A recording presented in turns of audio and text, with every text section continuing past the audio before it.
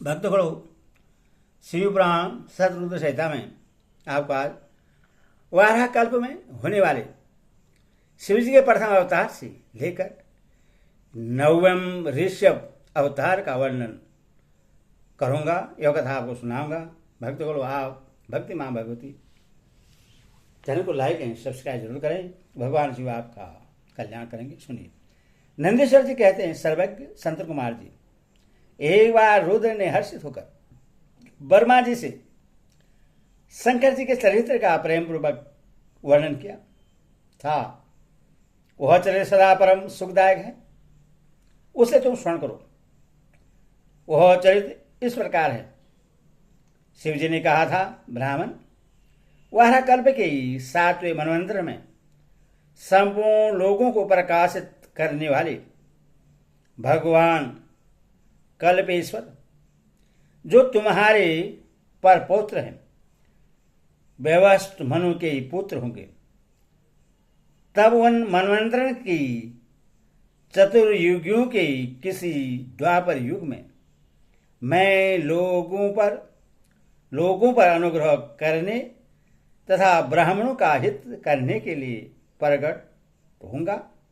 ब्राह्मण, युग प्रवृत्ति के अनुसार इस प्रथम चतुर्युगी के प्रथम द्वापर युग में जब प्रभु स्वयं ही व्यास होंगे, तब मैं उस कलयुग के अंत में ब्राह्मणों के हितार्थ शिवाशय श्वेत नामक महामुनि होकर प्रकट होऊंगा। उस समय हिमालय के रमणीय शिखर छागर नामक पर्वत श्रेष्ठ पर मेरे शिखाधारी 4 शिष्य उत्पन्न होंगे। उनके नाम होंगे श्वेत, श्वेतसिक, श्वेताश्य और श्वेत लोहित। ये चारों ध्यान योग के आश्रय से मेरे नगर में जाएंगे। वहां वे मुझ अविनाशी को तत्वतः जानकर मेरे भक्त तो हो जाएंगे तथा जन्म जरा और मृत्यु से रहित होकर परब्रह्मा की समाधि में लीन रहेंगे।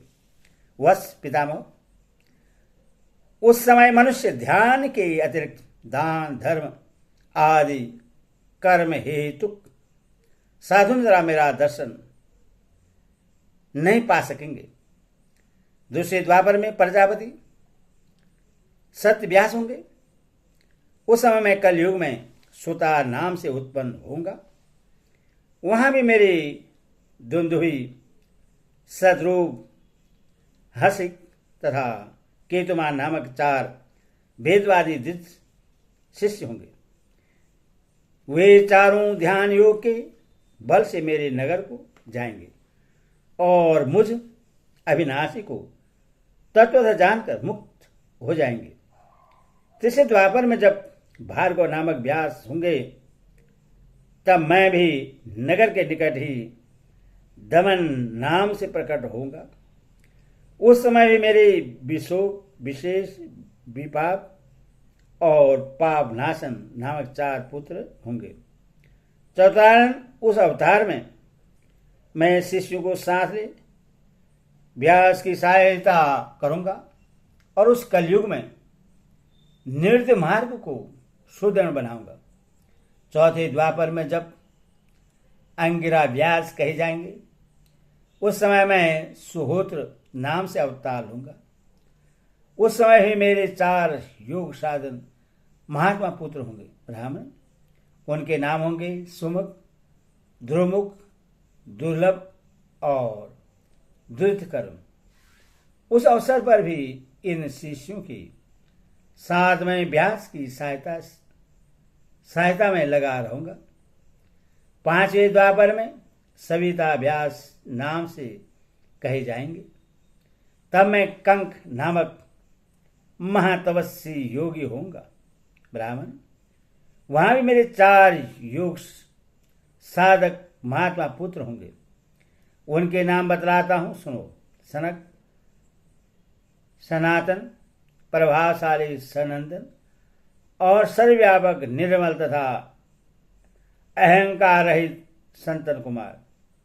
उस समय भी कंक नामधारी मैं सविता नामक व्यास का सहायक बनूंगा और निर्णय मार्ग को बढ़ाऊंगा। पुनः छठे द्वापर में प्रवृत्त होने पर जब मृत्यु लोककारक व्यास होंगे और वेदों का विभाजन करेंगे, उस समय भी मैं व्यास की सहायता करने के लिए लोकाक्षी नाम से प्रकट होऊंगा और निवृत्ति पथ की उन्नति करूंगा। वहां भी मेरे 4 दृढ़वर्ती शिष्य होंगे। उनके नाम होंगे सुदामा, बिरजा, संजय और विजय।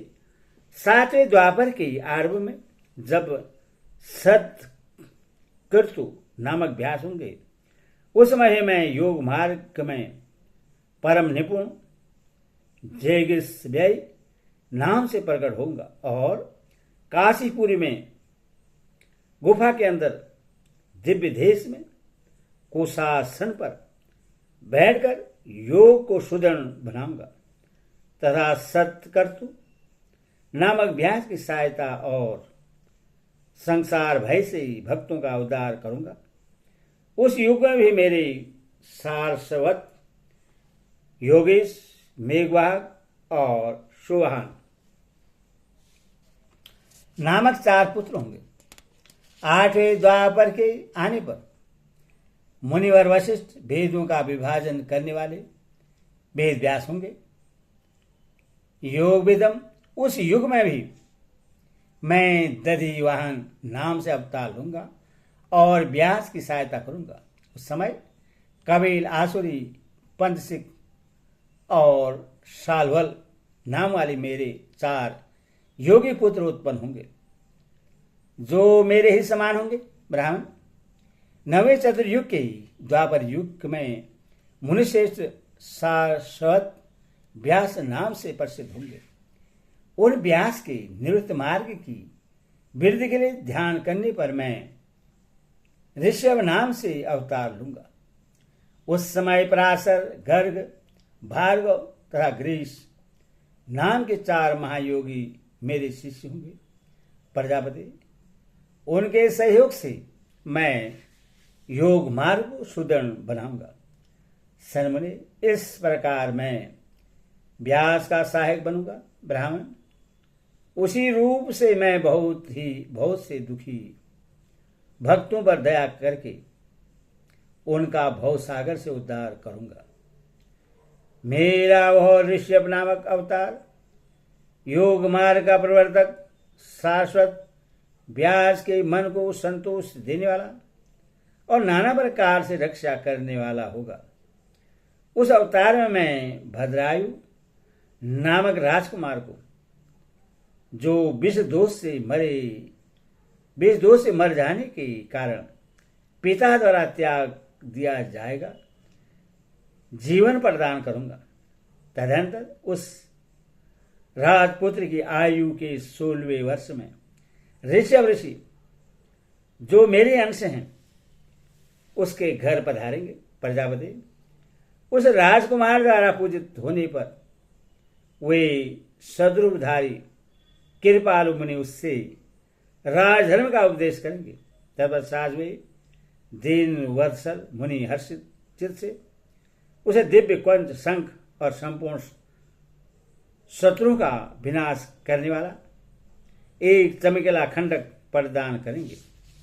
फिर कृपापूर्वक उसके शरीर पर भस्म लगाकर उससे 12,000 हाथियों का बल भी देंगे। योग माता से भद्रायु को भली भांति आश्वासन देकर तथा उन दोनों द्वारा पूजित हो प्रभावशाली ऋषि मुनि स्वेच्छानुसार चले जाएंगे। ब्राह्मण तब राजसी भद्रायु भी रेवोगणों को जीतकर और कीर्ति मालिनी के साथ विवाह करके धर्म पर राज्य करेगा। मुने मुझ शंकर का वह ऋषभ नामक नवावतार ऐसा प्रभाव वाला होगा, वह सत्पुरुषों की गति तथा दीनों के लिए बंधु साहित्यकारी होगा। मैंने उसका वर्णन तुम्हें सुना दिया। यह ऋष्य चरित परम पावन, महान तथा स्वर्ग, यश और आयु को देने वाला है। अतः इसे प्रयत्न पूर्वक सुनना चाहिए। ओम नमः शिवाय।